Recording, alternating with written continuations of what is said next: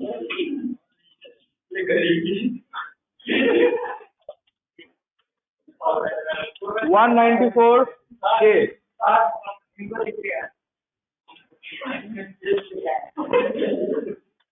शाम को जब लिखो फॉर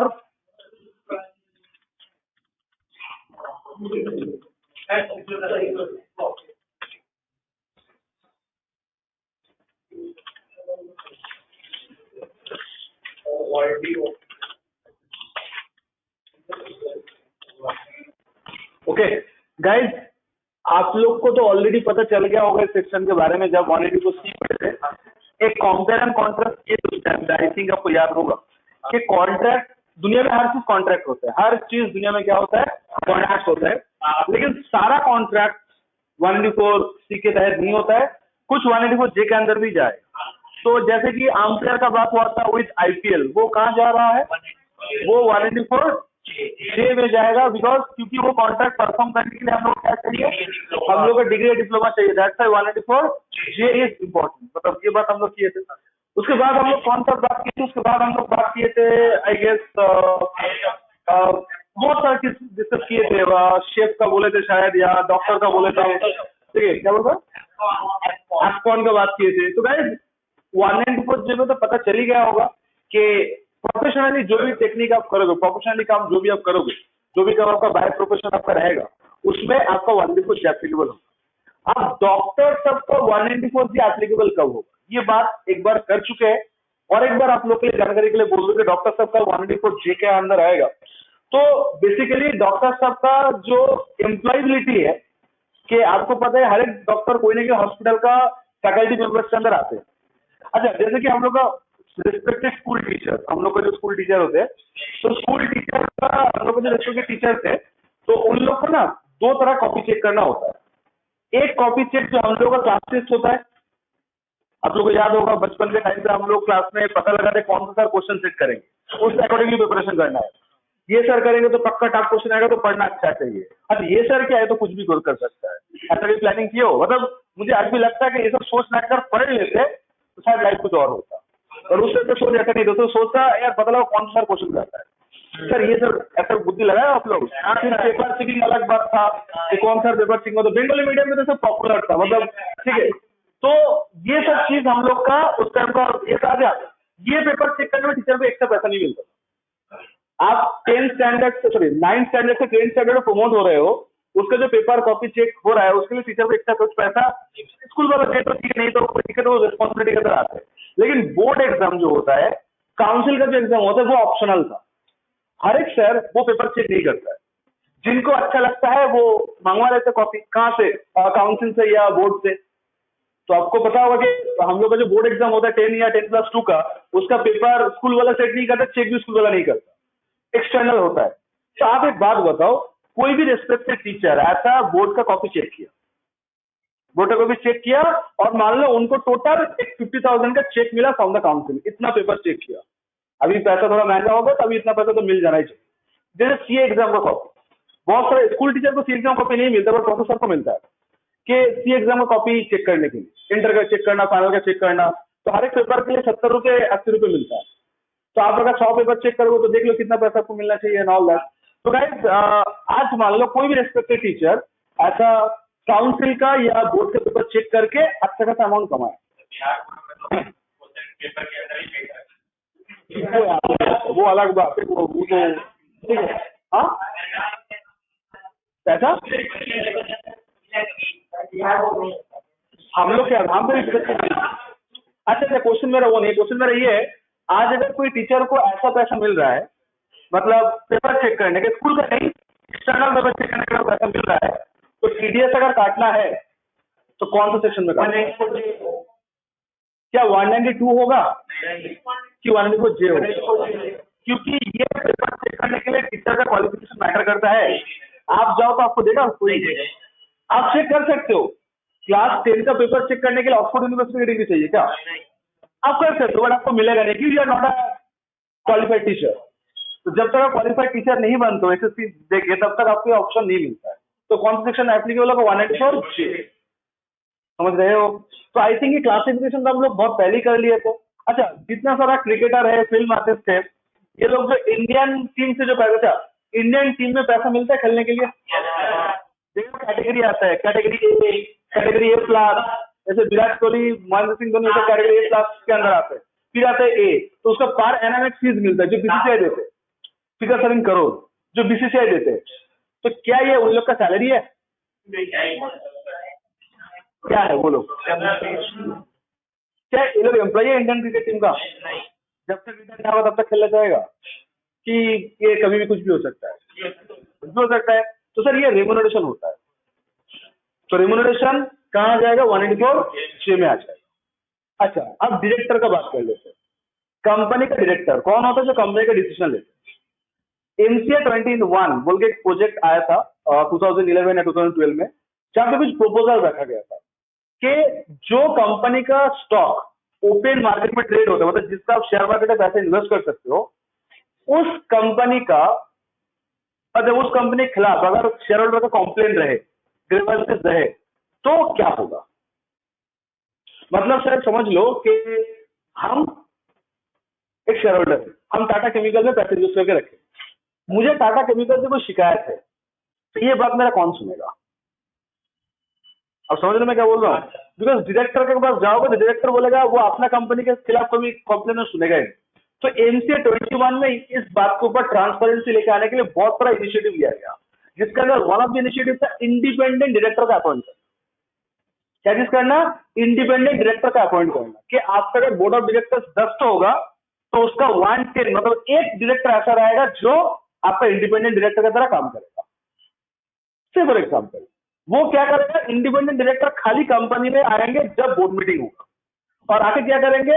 जितना सारा शेयर होल्डर का ग्रीवेंसेस है, जितना सारा ऑडिटर का ग्रीवेंसेस है, वो सारा कंपनी का मेंबर के सामने रखेंगे एंड सोल्यूशन करेंगे। आप जानते हो ना कि न्यूट्रली बात तभी होगा जब किसी अननोन पर्सन को मोड में लेके आओ। ये बात मानते कि नहीं मानते? आज लोग सीबीआई सीबीआई क्यों बोलते हैं? आज इंडिया में कुछ भी क्राइम हो, न्यूज में सबसे पहले क्या डिमांड किया जाता है? सीबीआई। वाई? क्योंकि लोगों को लगता है कि सीबीआई जो है वो इंडिविजुअल, आई मीन क्या बोलो, न्यूट्रली इन्वेस्टिगेट करेगा, बिकॉज वो किसी का दायरे में नहीं आता। आईपीएस के ऊपर कोई है जो आईपीएस को कंट्रोल करे। स्टेट पुलिस जो है, जो डिफेंस, हम लोग का जो स्टेट का जो मिनिस्ट्री है उसके अंदर आएगा, बट सीबीआई उन लोग के अंदर नहीं आता। वो पूरा इंडिपेंडेंट ऑटोनोमस बॉडी है, इसलिए लोग उन लोग का सुपारिश करते हैं कि सीबीआई का इन्वेस्टिगेशन। तो इंडिया में जितना सारा बड़ा बड़ा स्कैम हुआ, सीबीआई का रिपोर्ट आया और उसको फाइनल माना गया, ताकि ये क्या बरकरार, ताकि ट्रांसपेरेंसी बरकरार है। तो कंपनी के बारे में सिंपैथी होना चाहिए ना। आज मुझे टाटा स्टील में मेरा पैसा लगाने से मेरा लग रहा है कि इन्वेस्टमेंट कर दो बहुत करोड़ों रुपए, तो मुझे प्रोटेक्शन कौन देगा? आज मुझे अगर पता चले कि कंपनी का मैनेजमेंट गलत डिसीजन ले रहा है और इसके लिए मेरा इफेक्ट होगा, तो मुझे बोलने का हक मिलना चाहिए कि नहीं मिलना चाहिए? आप रिलायंस से 1 करोड़ रुपए इन्वेस्ट किए हो, क्या रिलायंस 1 करोड़ रुपए इन्वेस्ट किया जा सकता है? बिल्कुल किया जा सकता है। ओपन मार्केट में शेयर है, 32 करोड़ इन्वेस्टर बन जाओ। तो आज अगर मान लो आप 1 करोड़ रुपए रिलायंस से इन्वेस्ट किए हो, तो आपका तो कुछ तो टारगेट होगा, और अगर आपको लगे कि रिलायंस में कुछ गलत हो रहा है जिससे शेयर का प्राइस इफेक्ट आएगा, तो आपको बोलने का हक होना चाहिए कि नहीं होना चाहिए? सर संविधान तो सबको बोलने का हक देते हैं, लेकिन बोलने से काम नहीं होगा, कोई सुनने वाला भी तो होना चाहिए। अब डायरेक्टर की जगह बोलो, डायरेक्टर आपको बात को भावी नहीं दे रहा है, क्यों? वो कंपनी के एम्प्लॉई है, कंपनी के खिलाफ कोई नहीं जाएगा वो। लेकिन इंडिपेंडेंट डायरेक्टर जो होगा वो ऐसा जगह से चुना जाता है, वो कंपनी के साथ कोई कनेक्शन नहीं है, उसे क्वालिफिकेशन आता है कि आप अगर कोई कंपनी के इंडिपेंडेंट डायरेक्टर बनने जाओगे तो आपको ये क्वालिफिकेशन सेटिस्फाई करना पड़ेगा। तो उस कंपनी के साथ ना तो कोई आपका पिक्यूनियरी इंटरेस्ट है वगैरह वगैरह, एक लिस्ट आता है, तब जाके किसी कंपनी का as a independent director appoint हो सकते हैं। तो आज अगर आप किसी कंपनी का इंडिपेंडेंट डायरेक्टर अपॉइंट हो रहे हो तो वो कंपनी आपको पैसा देगा? क्या लगता है आपको? रतन टाटा जी किसी कंपनी का इंडिपेंडेंट डायरेक्टर अपॉइंट हो सकता है? बिल्कुल हो सकता है यार। यही लोग को तो चाहिए इंडिपेंडेंट डायरेक्टर के जो बोलने का हिम्मत रखे। यार हिम्मत है ना बोलने का उनका, भले वो रिटायर्ड है बट उनका बोलने का हिम्मत है, कौन उसके ऊपर बोलेगा? तो ऐसे लोग होना चाहिए। तो जब रतन टाटा जी कोई कंपनी को रिप्रेजेंट इंडिपेंडेंट डायरेक्टर की तरह काम करेंगे तो वो कंपनी से पैसा मिलना चाहिए, तो एक रेम्यूनरेशन मिलता है जिसको बोलते हैं डायरेक्टर सिटिंग फीस। जितना बोर्ड मीटिंग अटेंड करेगा उतना पैसा मिलेगा। सर उनका पैसा क्या कीमत है? सही बात है, क्या फर्क पड़ता है उनका? कोई दिक्कत नहीं है, बट फिर भी शगुन के लिए मिलता है। तो आप एक बात बोलो, आप किसी कंपनी का फुल्ली डायरेक्टर हो, मतलब फुल टाइम डायरेक्टर हो, तो कंपनी आपको क्या प्रोवाइड करेगा? सैलरी प्रोवाइड करेगा JQ 192, JQ 192 series on salary. But आज आप डायरेक्टर हो बट फुल टाइम नहीं, इसको बोलते हैं पार्ट टाइम डायरेक्टर या इंडिपेंडेंट डायरेक्टर, तो आपको सैलरी मिलेगी, रेम्यूनरेशन मिलेगा। बता दो वीडियो करना चाहिए कहाँ पे होगा ना? क्लियर? समझ रहे हो? तो कौन कौन इस केस में आएगा, ये बात क्लियर हुआ? श्योर एकदम पूरा? अच्छा, अब दूसरा बात, sir what about the royalty? जब इसमें दो सेगमेंट है, एक आपका ये सेगमेंट हो गया और ये आपका एक सेगमेंट हो गया। Sir what about the royalty? Royalty क्या है? तो रॉयल्टी होता है जो अमाउंट आपको मिलता है आपका इंटेलेक्चुअल प्रॉपर्टी राइट को यूज करने के लिए। सर क्या property? It's not house property, it's called intellectual property right, IPR बोल। जैसे फुंगसुक वांगडू जो कैरेक्टर हम लोग देखे, उसके नाम पे क्या था? पेटेंट था, 400 के ऊपर पेटेंट था। अच्छा, कॉपीराइट होता है। आज मान लो हम लोग का वासिम सारा अरिजीत सिंह का गाना को अगर भोजपुरी में ट्रांसलेट करके अगर गाना गा देता है तो क्या सुपरस्टार बन जाएगा? बहुत केस हो जाएगा उसके नाम पे। जितना पैसा गाना गा के उसे डबल कोर्ट को देना पड़ेगा। क्यों? कॉपीराइट तुम्हारे पास नहीं है। धुन चुराना का कॉपीराइट नहीं है तुम्हारे पास, जो सुर होता है। पेंटिंग, आप मान लो कोई पोर्ट्रेट देख लियो, देख के ऐसा पोर्ट्रेट आप खुद बना लियो, पाप है ये। मतलब ये आपको नथिंग लाइक दैट, ये इलीगल है क्योंकि एक आर्टिस्ट का उसके ऊपर कॉपीराइट रहता है। क्लियर बात समझ रहे हो? तो ये होता है इंटेलेक्चुअल प्रॉपर्टी राइट। आप अगर कोई आर्टिस्टिक काम किए हो, आर्टिस्ट मतलब आप पोएट्री लिखे हो, आपने कोई स्टोरी लिखे हो, तो उसके ऊपर होता है कॉपीराइट। आप अगर साइंटिस्ट हो, नया फॉर्मूला लेके आए हो, तो उसके ऊपर क्या रहेगा? Patent. This is called intellectual property. और एक होता है ब्रांड नेम। KFC का जो दुकान हम लोग का जो फ्रेंचाइजी है जो देखते सिटी में, वो क्या है? KFC का ब्रांच है कि फ्रेंचाइजी है? क्या वो KFC वाला भाई साहब खुद आता है उस दुकान पे बेचने के लिए? ले लो करके बोलते हैं हम लोग को, बस ऑर्डर प्लेस करने होते हैं। अगर जावेद अली पे जितना बड़ा सैलून है आज तो खुद आता है, वो सलमान खान का है सैलून है, बट वही होता है। बट इसको क्या होता है? Brand name. तो आप उसका ब्रांड नेम यूज कर रहे हो, तो ये होता है इंटेलेक्चुअल प्रॉपर्टी। क्या प्रॉपर्टी होता है? Intellectual property. तो आप किसी का अगर इंटेलेक्चुअल प्रॉपर्टी यूज कर रहे हो, क्या यूज कर रहे हो? इंटेलेक्चुअल प्रॉपर्टी मतलब पेटेंट, कॉपीराइट या ब्रांड नेम, जिसको ट्रेडमार्क भी बोलते हैं, but it's a trademark, it's a brand name. तो उसके लिए जो पैसा आप देते हो ना, उसको बोलते हैं रॉयल्टी। आप मार्केट में नाम कमा लियो, बहुत नाम है आपका, वासिम अच्छा डांसर बन गया, वासिम डांस क्लास, अब ये WDC करके ऐसा अपना ब्रांड चालू कर दिया, ठीक है? तो ये ब्रांड के लिए जो भी पैसा तुम्हें मिलेगा that will be your royalty. आपको पता है किशोर कुमार जी का फैमिली को आज भी पैसा मिलता है? कुमार शानू साहब जब तक अलाइव है तब तक तो मिल ही रहा है पैसा, जब तक वो अलाइव नहीं रहेगा तब भी उसको पैसा मिला। क्यों? वो जितना गाना गा चुके हैं, आज भी वो गाना को लेकर कोई भी कैसेट कंपनी अगर नया गाना रिलॉन्च करे या दोबारा उसको री रिलीज करे या कोई भी नया कैसेट बिके या डाउनलोड हो, जो पैसा का एक परसेंटेज उसका फैमिली को रॉयल्टी मिलेगा। होता है ऐसा, रफी साहब का फैमिली को आज भी रॉयल्टी मिलता है। बात समझ रहे हो? तो ये होता है इंटेलेक्चुअल प्रॉपर्टी। मतलब इंटेलेक्चुअल प्रॉपर्टी को भाड़ा देके या उसको बेच के या उसको यूज करके जो पैसा आपको मिल रहा है उसको क्या बोलेंगे आप लोग? रॉयल्टी। क्लियर? समझ रहे हो? आप थोड़ा सा सेक्शन को नोट डाउन कर ले। तो ये सब चीज कहाँ आएगा? 184 जे के अंदर आएगा। Clear to all of us? Online पे कोई है आज? ऑनलाइन वालों सुनाई दिया आप लोग को जितना डिस्कशन किया अभी तक हम लोग, ये royalty and all that everything? Any confusion, any doubt from your and? अच्छा, वो 5 बातें क्या करते हैं हम लोग बराबर कर लेते हैं।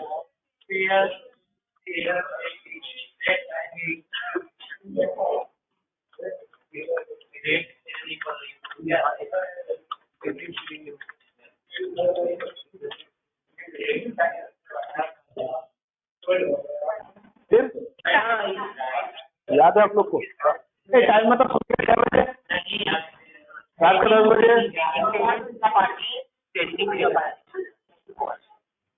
सही जा रहे हो? अच्छा, पेयर कौन है? कोई भी हो सकता है 2000 रुपये छोड़ के। पता है ना, इंडिविजुअल इश्यूज से लास्ट क्या नहीं हुआ है?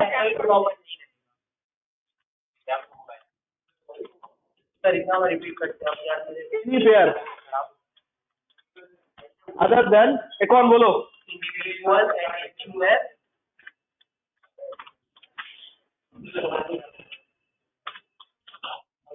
sorry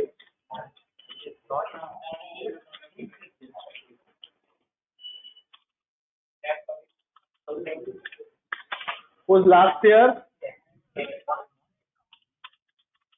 tax audit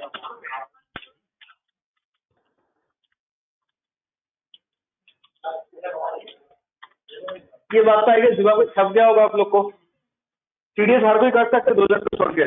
कौन सा 2000? वही इंडिविजुअल है, हिंदू अनरेट फैमिली, सारा की जिनका टैक्स रेट नहीं हुआ, जिनका टैक्स रेट नहीं हुआ। साथ साथ है हम लोग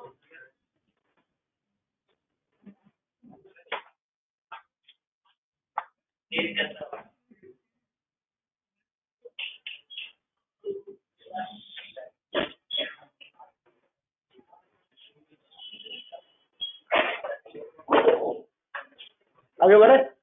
यही कौन है, देसी की विदेशी?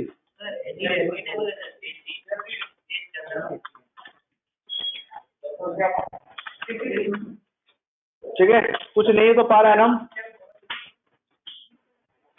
आज से तो रेट रिवाइज हो गया, तो पुराना वाला तो वो 7.5 हटो 10%। ठीक है, टाइम अभी तो मैं लिख सकता हूँ ना, उसको डाल लिया। इसका मीनिंग तो क्लियर है ना आप लोगों का? पिछला हिस्ट्री का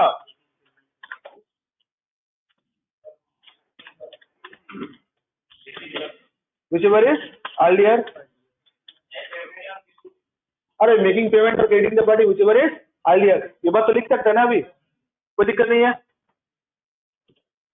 तो आप लोग को एक बात मुझे बताना है कि टीडीएस पढ़ते कैसे है, ये समझ में आया बात आप लोग को? How to interpret the TDS, TDS को पढ़ा कैसे जाता है? 5 सवाल का जवाब ढूंढना है। कौन सा 5 सवाल? वही शेयर कौन है, यही कौन है, सेलिंग लिमिट, ये वो है नॉर्मल, ये चीज ढूंढना है आप लोग को। ठीक है, फिर क्या करना है? फिर आप लोग को यार वही जो करते हो कर दिया हम लोग। देन क्या करेंगे हम लोग? देन हम लोग आगे बढ़ेंगे डिस्कशन पे नोट्स के अंदर। तो चलिए नोट्स स्टार्ट करते हैं। तो मार्केट में जब भी कोई नया सेक्शन आएगा तो आपको क्या चीज ढूंढना है? 5 चीज ढूंढना है। कौन सा 5 चीज ढूंढना है सर? सबसे पहले टीडीएस सेक्शन का नाम ढूंढेंगे कि क्या है, तो फीस पर प्रोफेशनल टेक्निकल। तो सबसे पहले ढूंढना है सर पेयर कौन है, देन पेई कौन है, सीलिंग लिमिट क्या है, रेट क्या है, टाइम क्या है, एक्सेट्रा। याद रहेगा आराम से? चलिए बढ़िया है। नोट्स हम लोग लिखेंगे। आप लोग का दोस्त, बात बड़ी दोस्त किधर है? नहीं है, ओनली यू।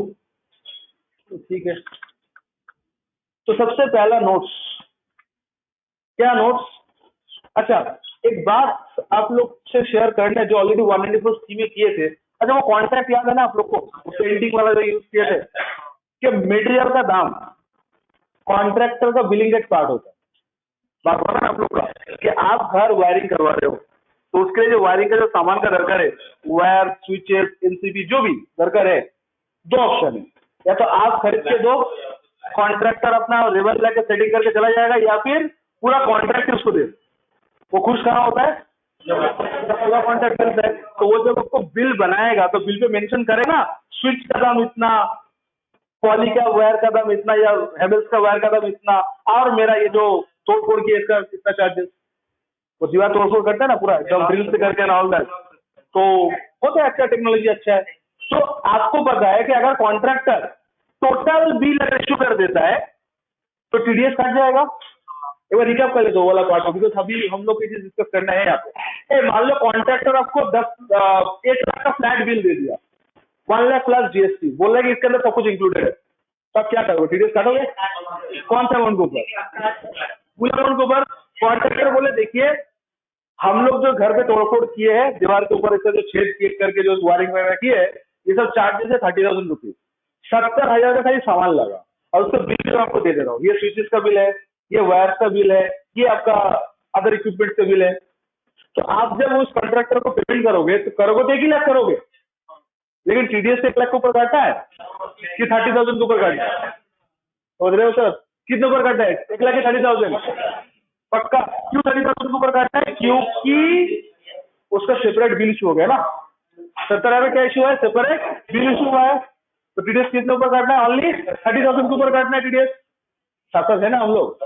तो कुल मिला के बात ये हुआ कि कॉन्ट्रैक्टर का जो इनकम है उसके ऊपर हमने टीडीएस कर दिया। 70,000 का तो रीइंबर्समेंट हुआ। 70 का क्या हुआ? रीइंबर्समेंट। हाँ हाँ हाँ, तो काटेगी नहीं, बट यहाँ पे तो डिवाइड हुआ है ना, 6 लाख प्लस। हाँ थे, यहाँ पे तो नहीं थे, इससे तो मैं चाल तो बात बोल। मेटेरियल का दाम है भाई, नाम बिल के ऊपर नहीं है। मेटेरियल का दाम अलग से हो रहा है, मतलब रीइंबर्स हो रहा है। तो सेपरेट बिल का एग्जाम्पल ले रहे हैं ना हमने। अरे कॉन्ट्रैक्टर ने बोल रहा है कि भैया मैंने स्विच खरीदा 10,000 का, आपको बिल चाहिए? नहीं 10,000, ठीक है। वायर जो खरीदे 5,000 का था, बिल चाहिए, वो भी दे दिया। तो जब आपके पास सारा बिल अवेलेबल है और टोटल करके आप देख रहे हो हाँ 70,000 ही आ रहा है, तो आप क्या करो? ट्रांसफर कर रहे हो ना। तो ये ट्रांसफर हो रहा है कि इनकम हो रहा है उसका? वो बोलेगा भाई पहले से आपने जेब से पैसे दे खरीद के लेके आया और फिर आप ट्रांसफर करो, तो ये मेरा इनकम है कि रीइंबर्स हो रहा है? रीइंबर्स के ऊपर टीडीएस नहीं करते। मेरा इनकम है 30,000, तो रिपोर्ट जो किया ना, ये 30,000 मेरा इनकम है, टीडीएस उसके ऊपर कर। मतलब बिल होगा 1 लाख का, बट टीडीएस करेगा कितने के ऊपर? टैली में कभी ऐसा मैजिक किए हो? बिल बनेगा 1 लाख का, बट टीडीएस करेगा 30,000। होता है ऐसा मैजिक, मतलब बिल बनेगा 1 लाख का, अब समझ लो मैं क्या बोल रहा हूँ, टीडीएस कटेगा 30,000 के ऊपर। मतलब मैं एंट्री करूंगा कॉन्ट्रैक्टिंग चार्ज 1 लाख, बट जब 2 टीडीएस करूंगा ना, वो 2 टीडीएस 1 लाख के ऊपर नहीं कटेगा, वो 30,000 के ऊपर कटेगी। मैजिक होता है डिफिकल्ट। क्या रीजन में कॉन्फ़िगरेशन? क्या कॉन्फ़िगरेशन बोलो?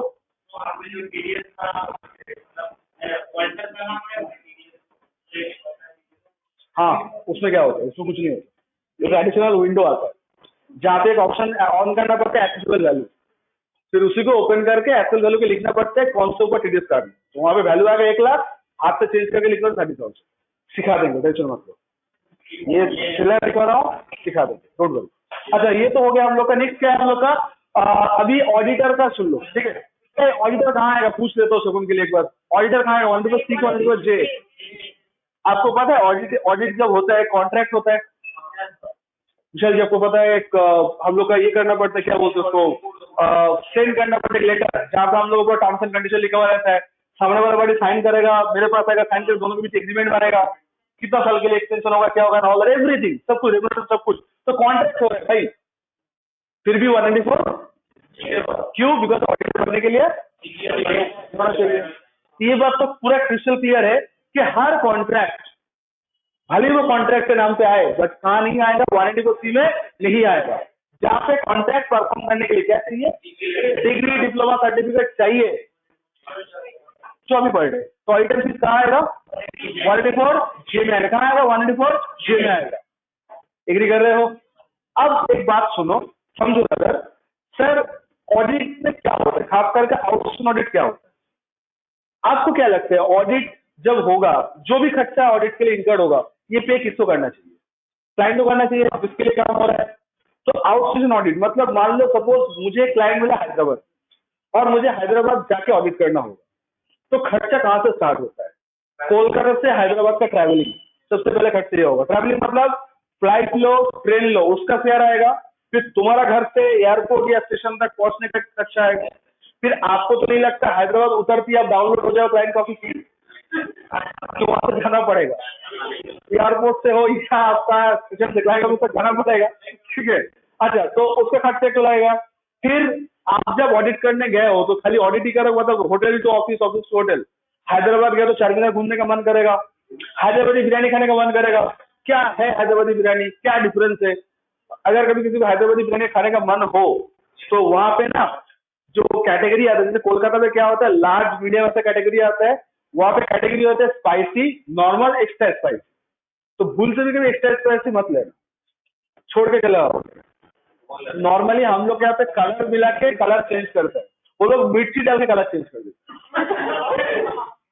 हैदराबाद का मतलब क्या बोलूं, मतलब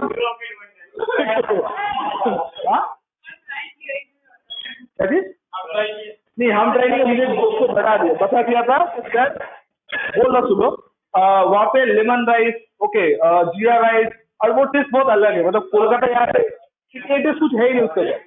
हैदराबाद का इडली डोसा है इधर,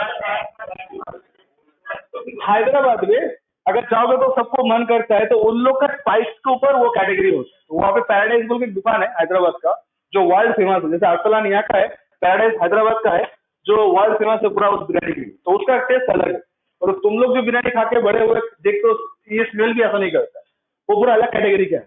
दोनों का टेस्ट अलग अलग है, जो जिसका फैन है। और फूडीज अगर हो आप लोग, तो Hyderabad is a perfect city for. Delhi से ज्यादा हैदराबाद, दिल्ली हाइजीनिक कम है, बट हैदराबाद हाइजीनिक ज्यादा है। चाय का इतना वैरायटी मिलता है ना, आप सोच भी नहीं सकते चाय का इतना वैरायटी होता है। तो इट्स नाइस सिटी, तो आपको मन करेगा सब जगह एक्सप्लोर करना एंड ऑल दैट। और फिल्म सिटी तो नाम सुने ही होंगे आप लोग, हैदराबाद का फिल्म सिटी, तो ये सब जगह भी घूमने का मन करेगा। पैसा कौन देगा?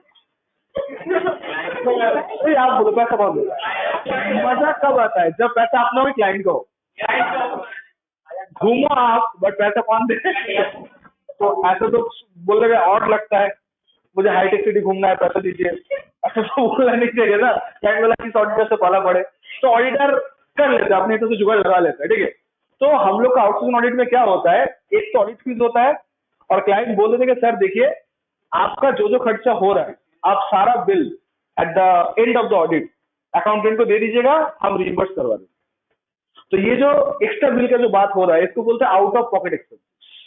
मतलब आप होटल से कहीं घूमने गए हो, ऑडिट हो गया, जल्दी घूमने गए हो, जैसे मुझे बैंगलोर ऑडिट करने का जाने का ये था, तो गए थे, तो लास्ट 2 दिन काम हो गया था, तो मतलब गोवा का जो सी है, मतलब वो अरेबियन सी है, तो अरेबियन सी आपका महाराष्ट्र में है, मतलब बॉम्बे का जो सागर है वो है, वो गोवा से होकर बैंगलोर से होकर निकल गए। तो बैंगलोर गए तो सी देखना ही है कर्नाटक का, तो 2-3 दिन वहीं पे गए थे, तो वही क्लाइंट सब जुगाड़ लगा देता है। तो वो लोग बोल दिया था कि सर जो भी आपका खर्चा घूमने फिरने का, आप ऑडिट होने के बाद सारा बिल आप दे दीजिएगा अकाउंटेंट को, वो रिइंबर्स कर देगा। ये नॉर्मल होता है, आउटसोर्सिंग में यही फायदा होता है कि आपको घूमने का बहुत स्कोप मिलता है, क्लाइंट अगर अच्छा करता हो तो ऑब्वियसली। तो ऑडिट बिल में ये कॉमन बात है, एक ऑडिट फीस होता है और नीचे एक लिखा रहता है out of pocket expense. Out of pocket expense मतलब वही, आपको हैदराबाद जाके साउथ इंडियन खाना पसंद नहीं है, आपने पिज्जा ऑर्डर की हो, किसी में जाके कुछ खा लियो, तो पैसा ज्यादा लग जाएगा, तो ये सब आउट ऑफ एक्सपेंसेस होता है, pocket expenses.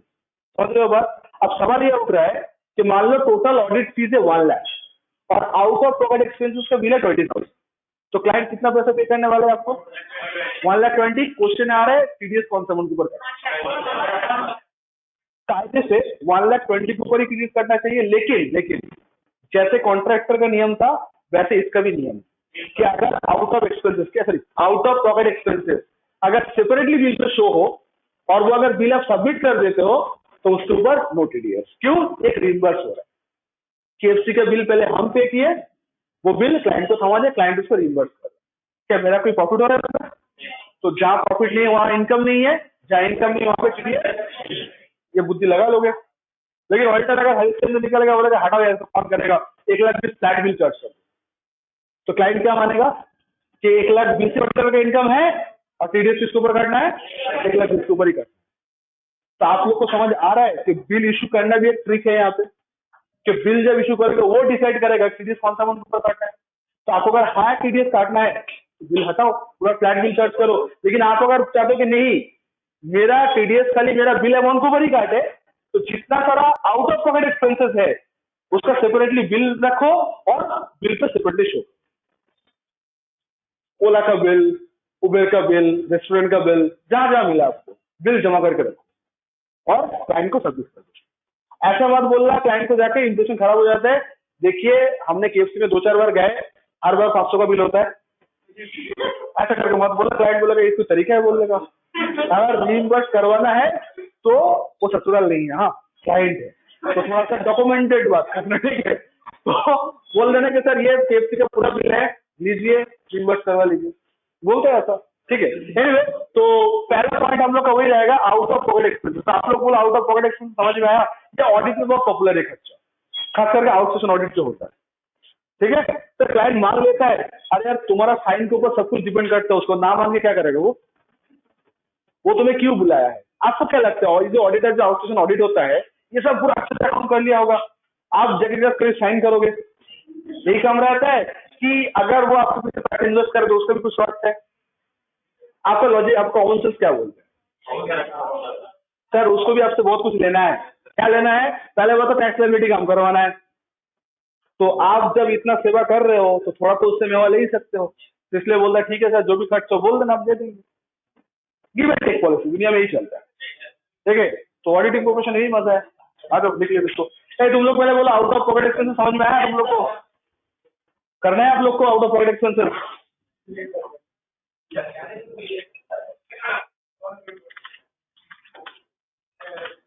In case of audit fees,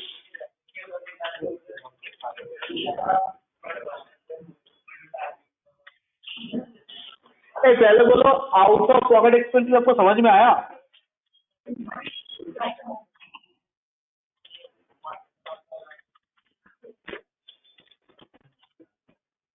In case of audit fees, if the out of pocket expenses are shown separately, then no TDS on such expenses. Example लिख दो।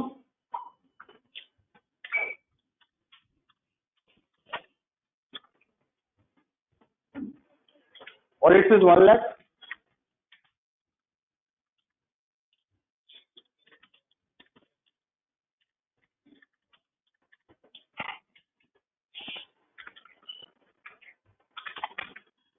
TDS के ऊपर GST करता है?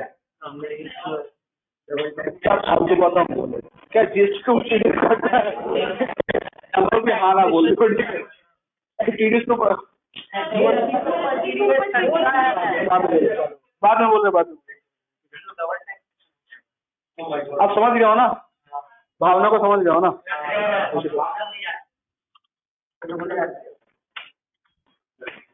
बोलो series कौन से amount के ऊपर घटना है? 1 लाख की 1,50,000 कॉपी कर लेना।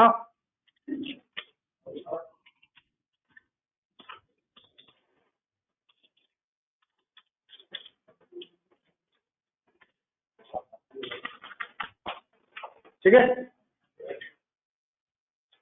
साथ साथ है।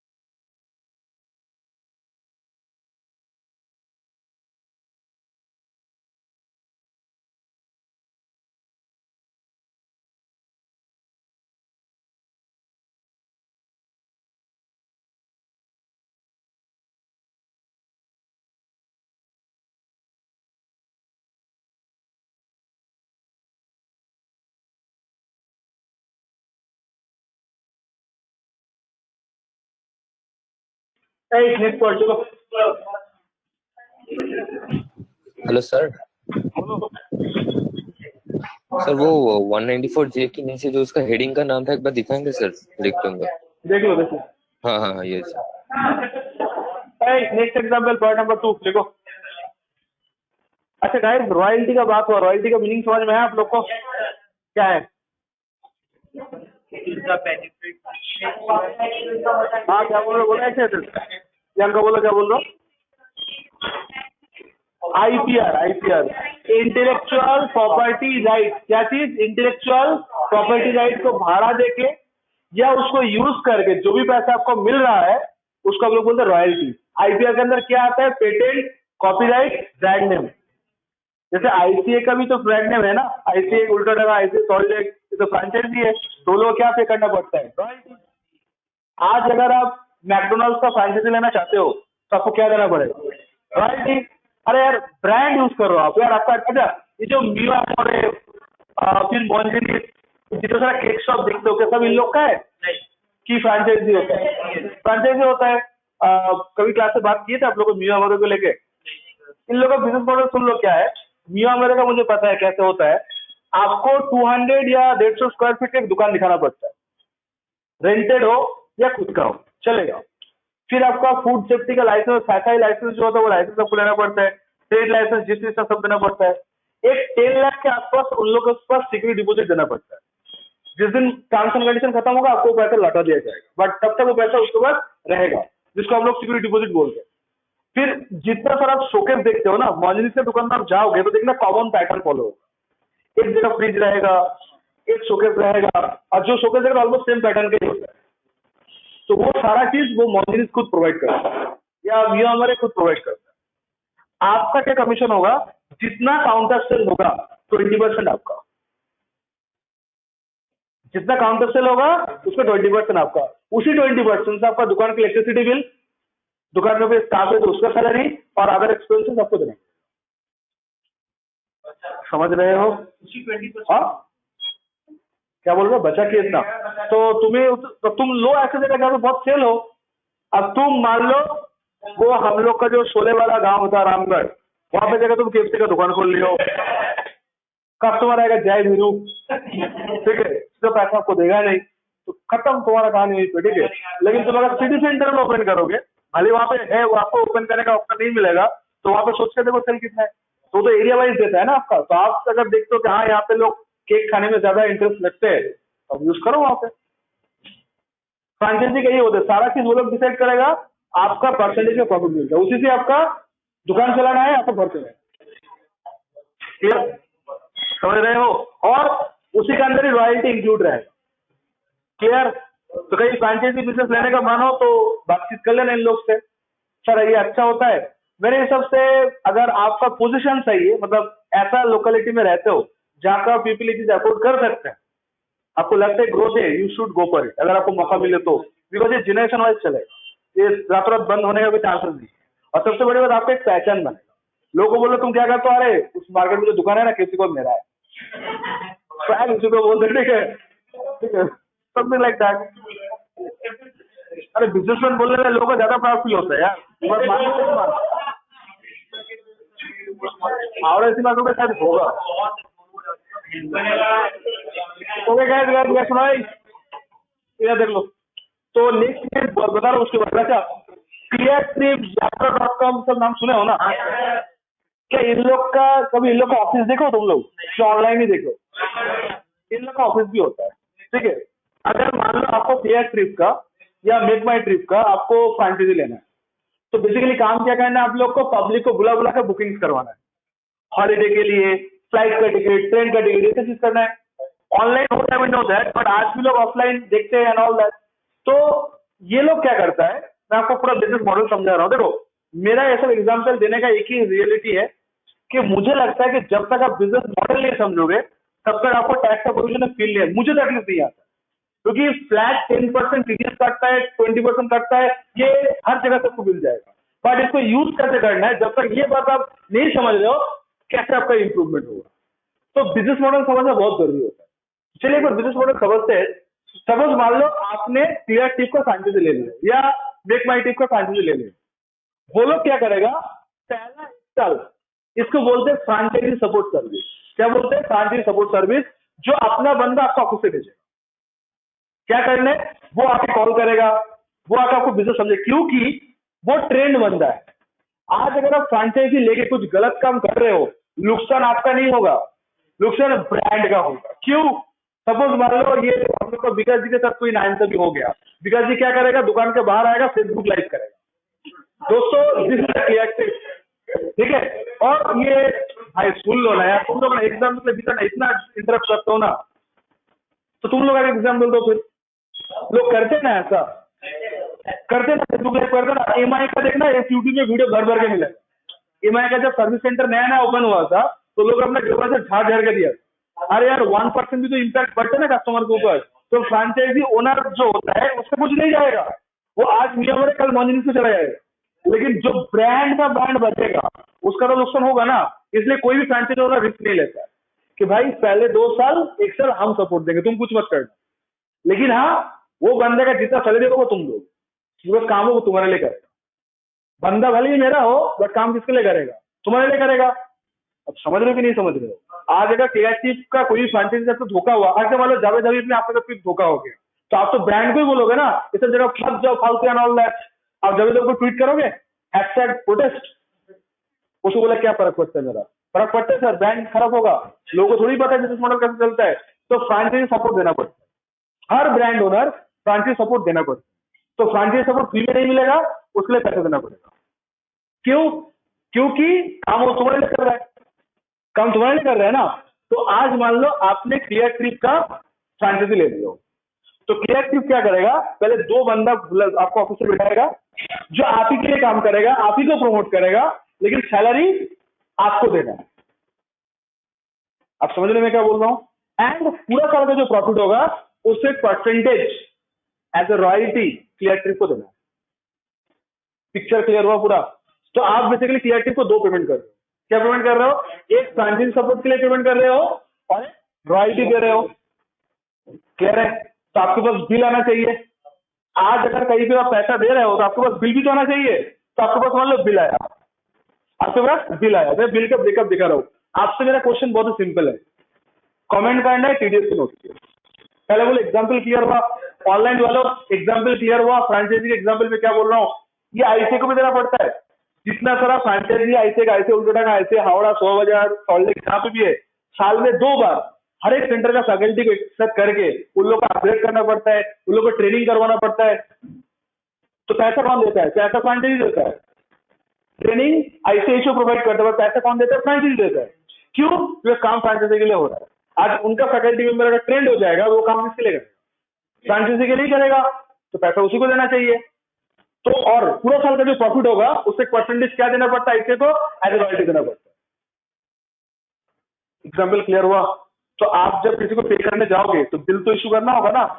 तो आपके पास 2 बिल आएगा, एक रॉयल्टी के लिए बिल आएगा और एक के लिए बिल आएगा, एस के लिए बिल आएगा, फ्रेंचाइजी सपोर्ट सर्विस के लिए बिल आएगा। आपको मैं दोनों एग्जाम्पल दे रहा हूं, आपको कैसे बोलना है टीडीएस की नो टीडीएस।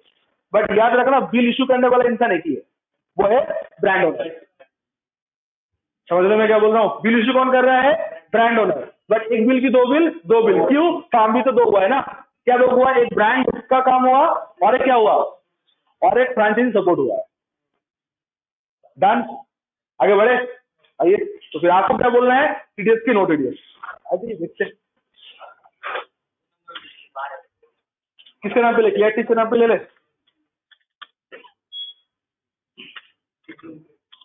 अच्छा एग्जाम्पल है, हाँ नोट्स के अंदर एग्जाम्पल बोल के लिखना आप लोग, ठीक है? Clear trip has raised 2 invoices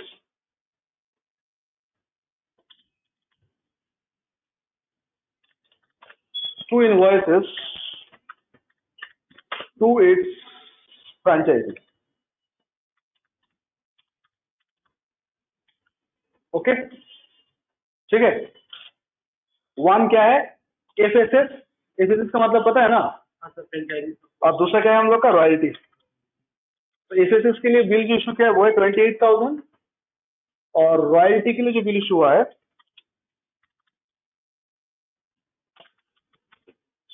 total मुझे जो पे करना पड़ रहा है वो है 58,000। कितना पे करना पड़ रहा है? 58,000 पे करना पड़ रहा है टोटल। क्वेश्चन पूछो, जब फ्रेंचाइजी 58,000 पे करेगा टीडीएस कटेगा कि नहीं कटेगा?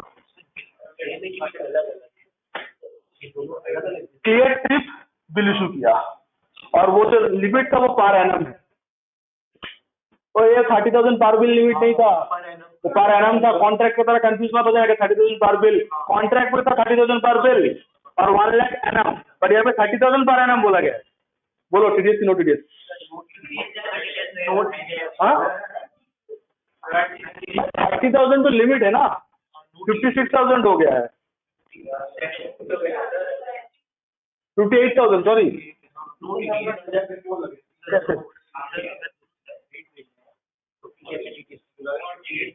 नालायक इनको पार एनम के लिए बोला गया है, फिर पार भी बोला तो पार भी क्यों बोल रहे हो फिर? इशू तो किचन ने किया है ना, तो तुम क्या अभी तक यही समझ रहे हैं कि कॉन्ट्रैक्टर अगर 10 बिल इशू करेगा डिटेल्स नहीं कटेगा? हाँ तो यही मैं बिल इशू कौन किया? बिल इशू कौन किया? वो तो एक ही बंदा है। टोटल बिल अमाउंट कितना है? बट है 2 बिल, बट है तो उसका तू कॉल कर रहे हैं मैडम।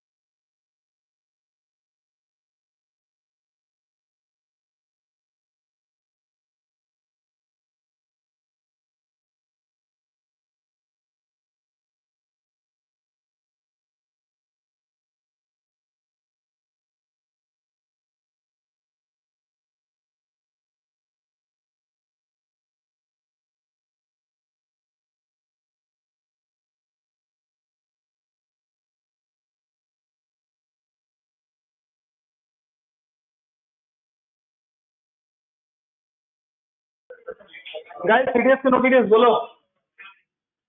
मैंने हम म्यूट करके रखे थे sorry and the answer is no TDS. तुम जो ग्राउंड बोलो उस ग्राउंड का टीडीएस नहीं है सर। 2 बिल इशू किया तो क्या हुआ? दोनों बिल मिला के जोड़ा जाएगा। आज अगर मैं 2 रॉयल्टी का बिल इशू करूंगा तो क्या तुम 2 अलग अलग कंसिडर थोड़ी करोगे? दोनों मिला के कंसिडर होगा ना 30,000। गाइस इसमें होगा नो टीडीएस। इसलिए नो टीडीएस होगा क्योंकि ऊपर जो आप लिखे थे सेक्शन का नाम क्या लिखे थे? तो याद रखना ये प्रोफेशनल टेक्निकल के लिए 30,000 अलग और रॉयल्टी के लिए 30,000 अलग। वंस मोर सर श्योर, ये जो प्रोफेशनल एंड टेक्निकल है ना इसके लिए 30,000 अलग और रॉयल्टी के लिए 30,000 अलग। मतलब आपको अगर रॉयल्टी भी है और प्रोफेशनल सर्विस भी है तो आपको बेनिफिट होगा 60 का, 30 रॉयल्टी का और 30 इसका। अब देखो तो प्रोविजन दोनों क्रॉस किया कि नहीं किया? ये भी किसी ने क्रॉस नहीं किया, वो भी नहीं। अब जब क्रॉस करेगा तो कट जाएगा नहीं। 62 का ब्रेकअप बोलो। इसमें 30 और इसमें 32 तो 32 में कटेगा 30। अरे भाई इसके लिए 30 अलग है और इसके लिए 30 अलग है। जहाँ पे जो क्रॉस करेगा वो कट जाएगा। ऑनलाइन बोलो समझ में आया आप लोग का? आंसर नो टीडीएस है बट लॉजिक क्या है? लॉजिक है सुनो सुनो, लिमिट तो 30,000 है ना, बट वो 30,000 लिमिट एक साथ नहीं है। प्रोफेशनल एंड टेक्निकल जो है उसके लिए 30,000 है और रॉयल्टी के लिए अलग है। तो रॉयल्टी का 30 अलग है और फिर से प्रोफेशनल टेक्निकल का 30,000 अलग। समझ में आया? दैट्स व्हाई नो टीडीएस, क्योंकि ये 28 है क्रॉस नहीं किया और ये 30 तक ही है। 30 तक टीडीएस नहीं है, 30 के ऊपर टीडीएस है। सब लोग साथ साथ हो तो ये रॉयल्टी का 30 अलग कर सके। समझ में आया ना आप लोग का? आइए लिखते चलो।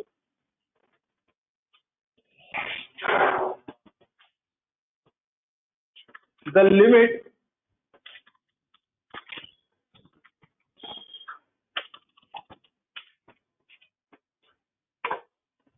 the limit 30,000 is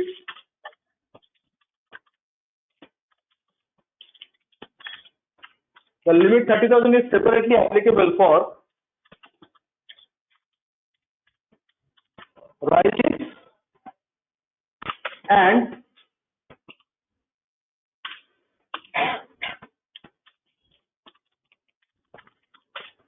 professional and technical qualification. साथ साथ है हम लोग 30 क्लियर हुआ वाला पार्ट? समझ में नहीं आया?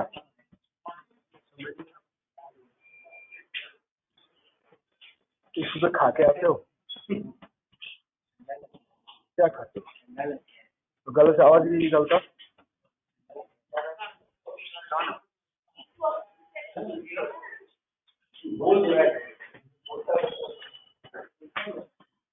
आगे बढ़ो।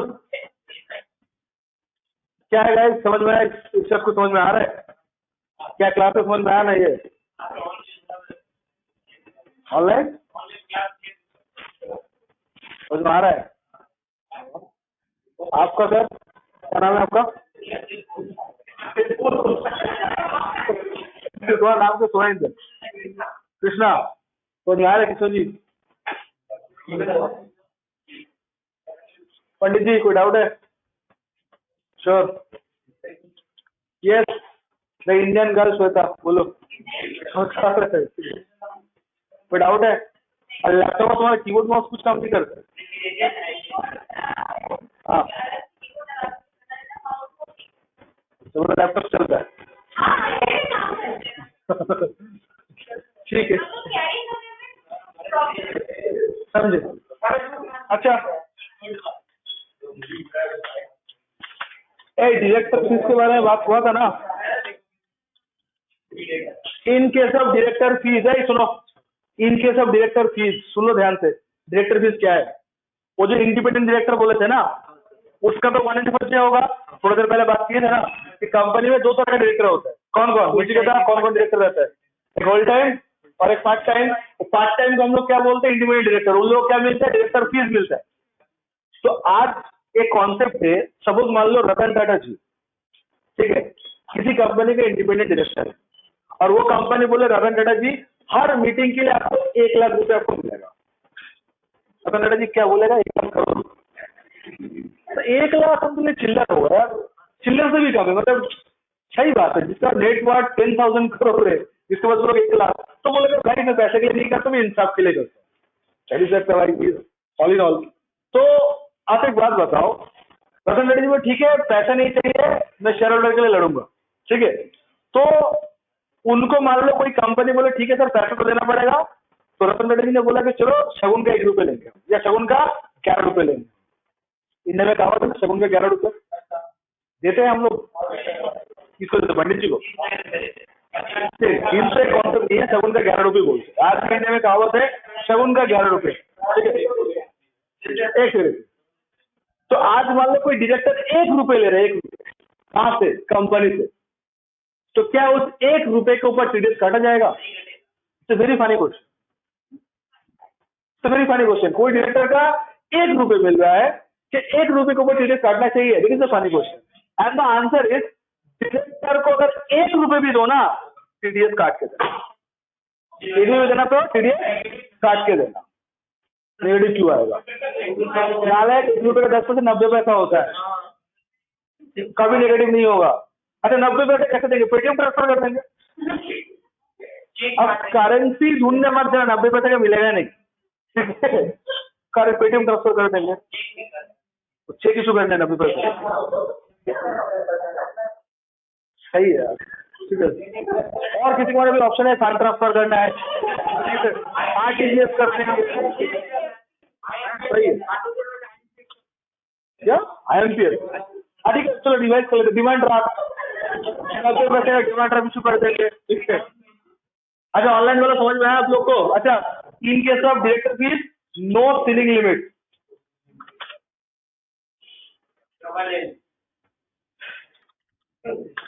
No ceiling limit is applicable.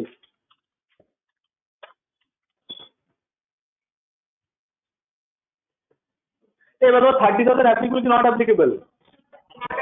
Director अगर 1 रुपये भी लेता है टीडीएस काट के, ठीक है। 180 पैकअप क्या सीखे सेक्शन में? तो सीखना क्या था? सारा चीज तो 180 सीसी पढ़ के आए थे। इसमें 3 चीज एक्स्ट्रा जानने को मिला कि डायरेक्टर सॉरी ऑडिटर फीस का वो पॉकेट एक्सपेंसेस वाला कहानी समझ में आया। अच्छा रॉयल्टी अलग है ना, रॉयल्टी का फीस अलग है, फीस का फीस अलग है, दोनों बिल आए तो फीस उसके लिए फीस इसके लिए। और डायरेक्टर के लिए क्या है, कोई लिमिट ही नहीं है, डायरेक्टर अगर 1 रुपए भी लेता है तो भी क्लियर काट के मिलेगा। याद रहेगा आप लोग का। नेक्स्ट रीडिंग करो 194H कमीशन। ऑनलाइन स्टूडेंट्स मेरा आवाज क्लियरली गया आप लोग तक? Is it clear to all of us?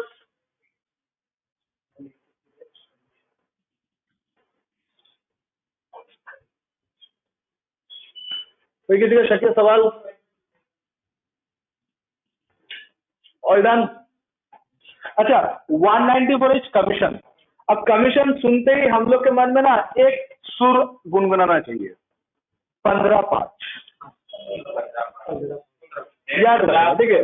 Commission याद सुनते जैसे सुनो कमीशन आपके मन में ऑटोमेटिक बजना चाहिए 15/5। कुछ भी कमीशन, सर ये 15/5 क्या है? टेबल सिखा रहे हैं हम लोग, 15 के 15 ठीक है? तो सर 15/5 क्या है? एक कैलकुलेशन, ठीक है? तो पहले कमीशन को देख लेते, कमीशन है क्या। तो 3 कमीशन के लिए सेक्शन है, पहले देख लो अच्छे से। एक है 194D,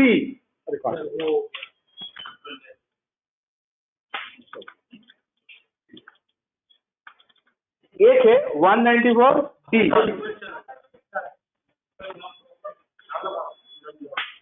ठीक है ठीक है ठीक है, समझ गया समझ गया।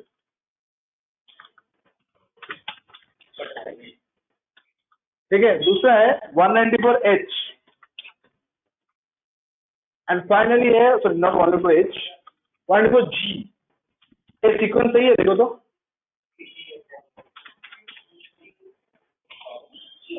ABCDEFG सही जा रहा है, क्या बोल? अच्छा हम टाइल्स की खाएंगे। अच्छा गाइस सुनो, तो क्या क्या कमीशन है? डी जो है वो है इंश्योरेंस कमीशन। ये क्या चीज है? Insurance commission.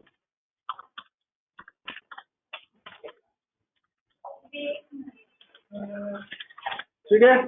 एच है लॉटरी कमीशन।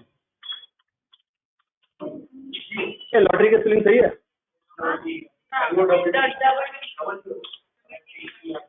एक आ रहा है अभी, सही है। अच्छा इंग्लिश में 2T 1T देने से क्या फर्क पड़ता है? मेरा मन में सवाल। अरे वाह। अदर कमीशन, सर हम लोग इसको याद कैसे करेंगे? आपको याद रखना है, बोलो एक बार, आप बोलो कि सर हम लोग को इसको याद रखने का तरीका सिखा दीजिए। तो मेरे पास कुछ ट्रिक है, कुछ ज्यादा ही थोड़ा सा ये दूर हो गया।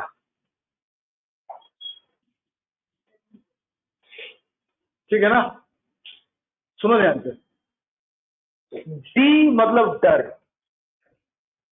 इंश्योरेंस वालों प्लीज कोई बुरा मत मानना, अगर इन लोग से पाला पड़े तो ये लोग आपको ऐसा जिला के छोड़ेगा, आप जी के क्या करें?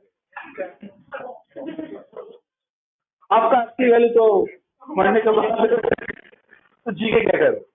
तो वही जिए तो जिए बिनियार के ऐसा वाला फील आएगा आपको। ठीक है, तो डर मतलब इंश्योरेंस। ठीक है, जी फॉर गैम्बलिंग, लॉटरी हो गया। एज के लिए कुछ बना रहेगा अपने हिसाब से, ठीक है? कुछ फिट नहीं हो रहा है तो एज अदर्स, ठीक है, कोई बात नहीं। तो पेयर कौन जाएगा? नहीं, एज फॉर हॉर्सेस नहीं, हॉर्सेस सबका वो डबल बी में आता है। तो मुन्ना सर हम लोग को सिखाया था, डबल बी मतलब भाग बसंत, ठीक है? क्या ड्रीम 11 194G नहीं, ड्रीम 11 194G।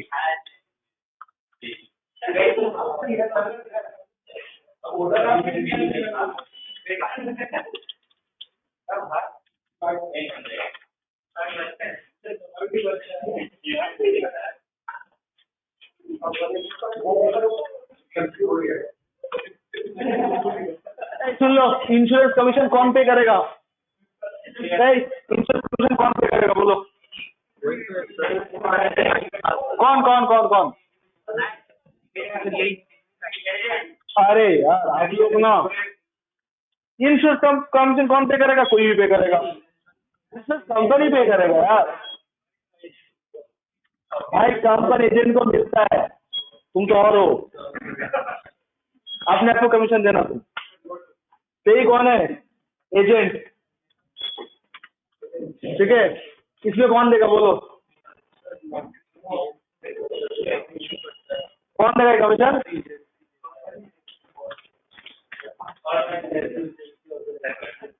अच्छा वो होता है ना West Bengal state lottery, Sikkim state government वगैरह होता है ना, तो ऑर्गेनाइजर होता है, किसको देगा? देसी वालों को। कोई लॉटरी का एजेंट जो रहेगा वही। इसमें होगा आप लोग का फेवरेट।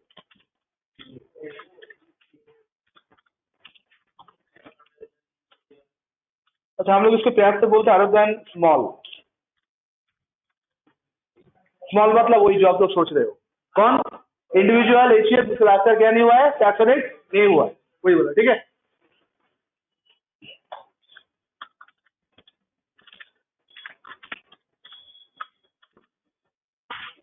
क्लियर है? रेसिडेंट पे साथ साथ है हम लोग।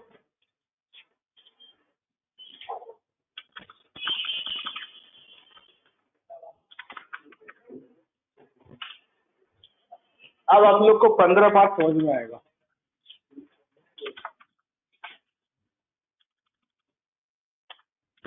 समझे? क्यों मैं बोल रहा था मंत्र की तरह पढ़ लो। 15/5 15/5 क्या है? 15/5 15,000 लिमिट है और 5 टीडीएस का रेट है। तो कमीशन सुनते ही 15 तक नो टीडीएस, टीडीएस काटेगा तो 5%। 15/5 साथ साथ है हम लोग। हाँ ना,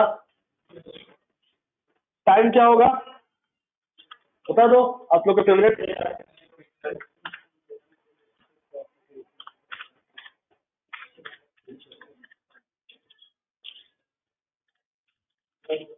तो तुम लोग साइन किए हो कभी? कितने दिन से साइन नहीं करो तुम लोग?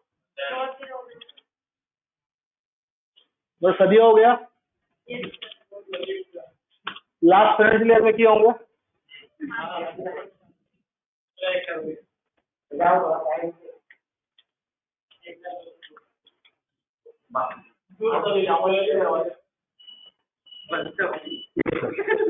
डिटेल है इसलिए बोलते डिटेल बोल मैं कॉपी पेस्ट कर पाऊँ, ठीक है। अच्छा लोगों बैच पे लेके आते रुको। क्या